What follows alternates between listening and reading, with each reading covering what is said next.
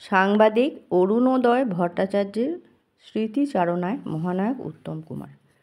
সেই প্রথম আমি উত্তমকে অন্যভাবে দেখলাম। শুধু দেখলাম বললে ভুল হবে।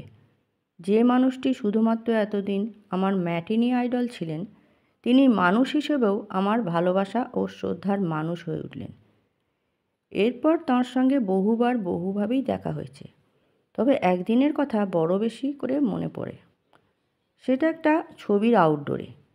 আমরা দুজনেই জানতাম না আমাদের দুজনের পাশাপাশি ঘরে থাকার ব্যবস্থা হয়েছে।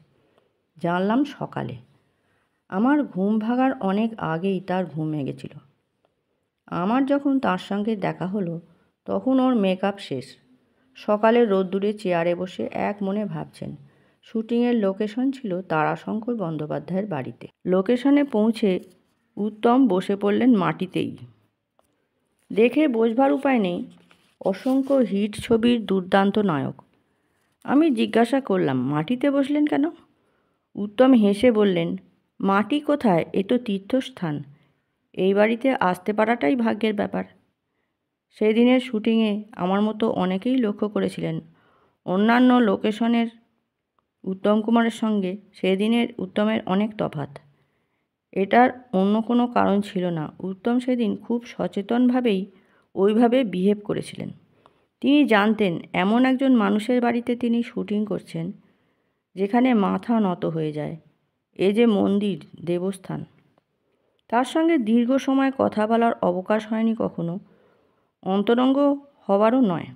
তবু অনেক অন্তরঙ্গ জনের থেকেও তিনি ছিলেন আমার অনেক বেশি অন্তরঙ্গ। আমার এক বন্ধু বলেছিলেন, পাহাড়ের খুব কাছ থেকে পাহাড়কে সম্পূর্ণভাবে দেখা যায় না। কথাটা খুবই সত্যি। আমি তাকে দেখেছি দূর থেকেই, ঠিক স্বজন বন্ধুর মতো, তার মনের কাছাকাছি থেকে নয়। নানা টুকরো টুকরো ঘটনা, নানা কাজের মধ্যে দিয়েই তাকে দেখেছি সম্পূর্ণ করে। নৈহাটির নিকটবর্তী একটা জুট মিলে ভোলা ময়রা ছবির শুটিং চলছিল। একটা গানের দৃশ্য। গঙ্গার ঘাটের একটি সিঁড়িতে বসে ভোলা গান গাইছেন। তখন সকাল 9টা, কাজ শুরু হলো। বেলা 4টে পর্যন্ত উত্তম সমানে বসে রইলেন ওই সিঁড়িতেই। এরই মধ্যে অন্যান্যরা অসংখ্যবার চা খেলেন, খাবার খেলেন, গল্প করলেন, কিন্তু উত্তম যেন সমাধিস্থ। তিনি তখন ভোলা ময়রা, কল্পনায় ভর করে পৌঁছে গেছেন কবিগানের যুগে। কে তাকে ফিরিয়ে আনে তার সেই নিজস্ব জগৎ থেকে? সাধ্য কার? সুপ্রিয়া খাবার নিয়ে ছুটে এসেছেন কলকাতা থেকে।